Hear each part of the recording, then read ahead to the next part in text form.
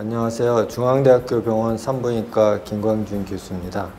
안녕하세요. 저는 산부인과 전공의 오진아입니다. 교수님, 저희 이제 산모분들이 신경관 결손이 이제 위험도가 있다 이런 얘기를 들으면 굉장히 걱정을 많이 하시는 산모분들이 있으신데 신경관 결손이 어떤 건지 한번 설명을 좀 부탁드립니다. 신경관 결손은 머리하고 척추, 그러니까 중추신경계에 문제가 생기는 것인데 신경관이라고 해서 이렇게 어떤 이 물이 담겨 있는 기다란 관같이 생긴 데에서 중추신경이 발생을 하는데 그 중에서 어느 부분 길게 또는 구멍만 이렇게 그 결손이 생겨서 뇌 조직이 빠져나오는 그런 것을 우리가 신경관 결손이라고 그렇게 합니다.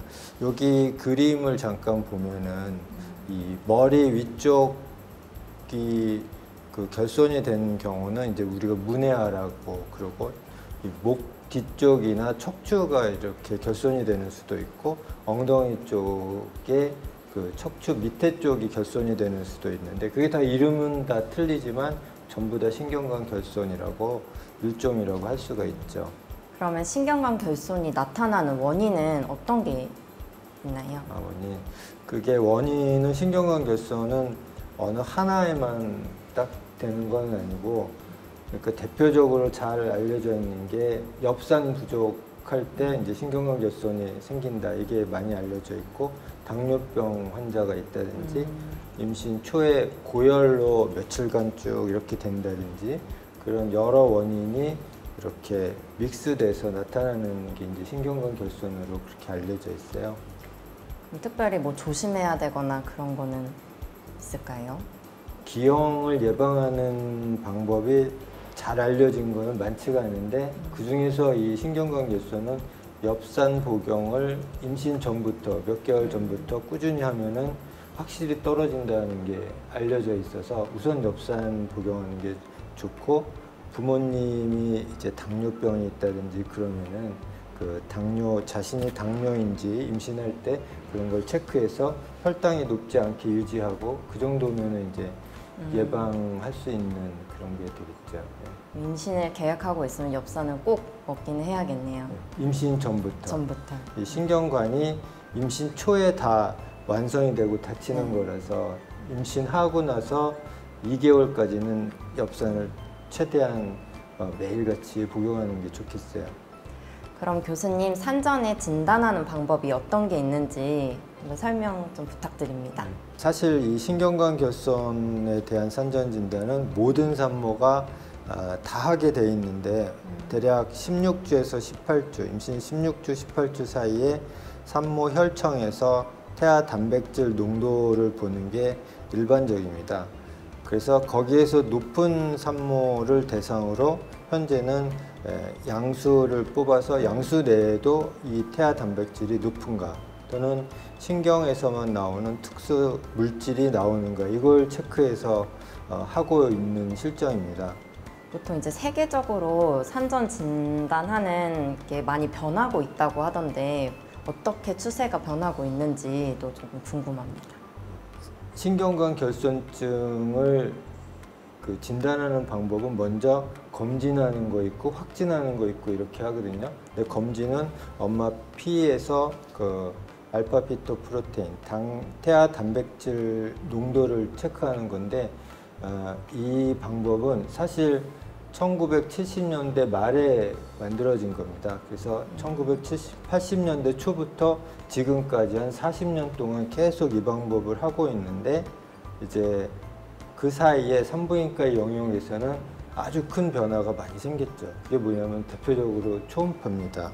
지금은 40년 동안 초음파가 여기 지금 기계는 우리나라에서 만든 초음파 기계인데 엄청 날씬해지고 무척 잘 보입니다. 사진을 잠깐 보여드리면은 아기가 조그맣게 태아가 있는 거고 최근에는 이렇게 입체 초음파로 해서 뭐 아기 하품하는 모습인데 저렇게 잘 보이죠. 이 신경관 결손 진단할 때 이제는 그 고해상도 초음파가 모든 그 의사 선생님들이 다 산부인과 영역에서 다 쓰고 있기 때문에 초음파를 자세히 보면 피 검사할 필요 없이 그 신경관 결손된 부위가 나온다는 거예요. 여기 사진을 보면은 좌측에 있는 것은 정상 태아의 뇌고 이제 우측에 있는 것은 뭔가 이렇게 뾰족해 보이, 앞이 뾰족해 보이잖아요. 저거는 이제 신경관 결손이 척추에 있는 액인데 이 척추 쪽으로 뇌 척수액이 빠져나가면 머리가 홀쭉해져요. 그래서 머리가 약간 홀쭉하면서 앞에가 이렇게 들어가 보이죠. 그래서 저거를 우리가 레몬 사인, 레몬 모양이라고 해서 레몬 사인이라고 그럽니다. 저런 사인들이 나타나는데 다음도 한번 보면은 좌측은 정상이고 손해가 이렇게 아령 모양으로 있는 게 보이고 우측은 신경관 결손 태아, 척추 쪽에 신경관 결손 태아인데 손해가 이렇게 휘어서 바나나 모양으로 돼 있어요. 그래서 저게 이제 바나나 사인이라고 하는데 그 신경관 결손이 척추 쪽에 조그맣게 구멍이 있다고 하면은 머리에 바나나 모양이든 저런 레몬 모양이든 변화가 생기는 거예요. 그런 변화가 99% 생깁니다. 그러면 척추는 볼 필요 없이 머리만 자세히 봐도 99% 이제 알아낼 수 있다는 거죠. 또 이 머리뿐 아니라 척추 자체도 우리가 볼 수 있어요. 초음파가 많이 좋아졌기 때문에. 그래서 옆에 이제 좌측을 보면 정상 척추거든요. 정상 척추 자세히 보면은 척추 신경 자체가 보여요. 신경이 하나하나 가닥가닥 나가는 것도 보이고, 근데 우측에 아래 위로 두 군데 나와 있는데 보면은 위에 애기는 이렇게 피부 라인이 끊겼잖아요. 거기가 이제 결손이 된 부위고, 실제 재보면 한 2mm나 될까 뭐 그러는데 그래도 이제 초음파에 저렇게 잘 보여요. 그리고 밑에 얘기는 또 다른 경우인데 물방울처럼 이렇게 나왔죠. 저것도 뭐 한 3, 4mm 정도밖에 안 되지만 초음파로 아주 깨끗하게 보이고 있는 거죠. 근데 이제 중요한 거는 이 얘기도 신경관 결손 얘기거든요. 이 얘기 신경관 결손 얘기인데 만삭에 우리 병원에 왔어요. 머리가 깨끗했고 그 산모 혈청에서 그 혈청 검사가 높지가 않았어요. 그 혈청 태아 단백질 농도가 높지 않아서 개인 병원에서 진단이 안 된 거죠.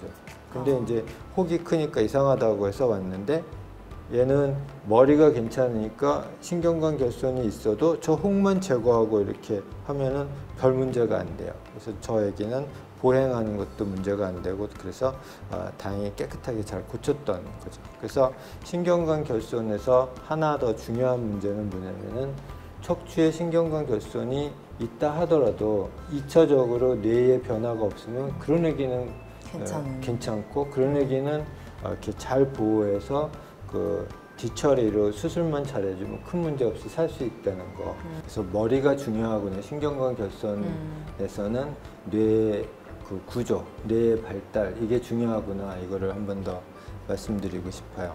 신경관 결손 이렇게 초음파가 발달하면서 신경관 결손의 산전 진단 방법 이런 추세가 바뀌어가고 있습니다. 그래서 그 내용을 잠깐 소개시켜 드리자면은 캐나다 산부인과 학회에서 발표한 게 있는데 여기에서는 신경관 결손의 우선적인 검진 방법은 초음파 검사다. 초음파 검사로 뇌와 척추를 관찰하는 것이다. 이렇게 발표를 했어요. 영국에서도 마찬가지입니다. 영국에서도 신경관 결손의 검진은 임신 18주, 20주 사이에 초음파 검사로 시행되어야 한다.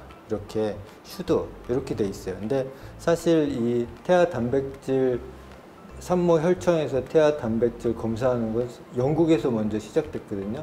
근데 이게 추세가 바뀌었습니다. 미국 산부인과 학회에서도 2017년에 발표를 했는데 산모 혈청에서 이 태아 단백질 보는 거는 그 검진율이 75% 정도 되거든요.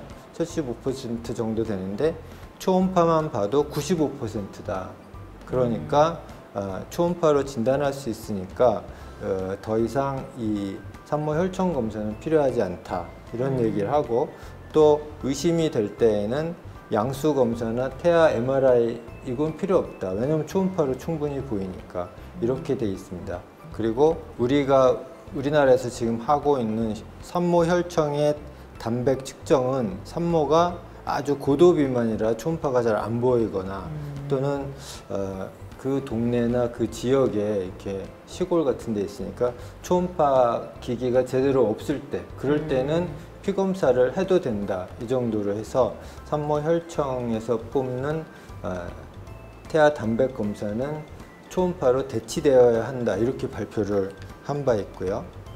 결론적으로 이제 우리나라 실정에 맞춰서 신경관 결손 산전 진단 방법을 말씀드린다면은 갑자기 바꿀 수는 없지만 어쨌든 산모혈청 태아 단백 측정은 이제 초음파 검사로 서서히 대치해 나가는 것이 맞다. 그리고 이제 의심이 될 때에는 양수 검사보다는 초음파가 맞기는 하는데 여의치 않을 때는 양수 검사 할 수밖에 없을 경우도 있겠죠. 근데 이것도 바꿔 나가야 된다. 그리고 사실은 이게 모든 선생님이 동시에 이 초음파로 신경관 결손을 탁 하기는 어렵죠. 그리고 그렇다고 하면은 약간 애매할 때는 이제 3차 병원 선생님의 의견을 들어서 확인을 해보고 이렇게 하면은 별 문제가 없을 것 같습니다. 이제 교수님 말씀을 들어보니까 그렇게 꼭 피검사나 양수검사 이런 거 필요 없이 딱 초음파만으로도 진단이 충분히 가능하다고 하셨으니까 산모들도 조금 안심이 될 것 같아요. 많이 이제 저희는 또 우리나라는 또 초음파를 워낙 잘 봐주시는 분들이 많으시니까 너무 좋을 것 같고, 만약에 정말 이제 로컬 병원에서 좀 애매하다 싶으시면 교수님을 또 찾아오시면 좋지 않을까 하는 생각이 또 듭니다. 저도 전공의로서 이제 초음파 공부를 더 열심히 해야겠다는 생각도 들었습니다. 오늘 좋은 강의 해주셔서 정말 감사드립니다, 교수님. 감사합니다. 감사합니다.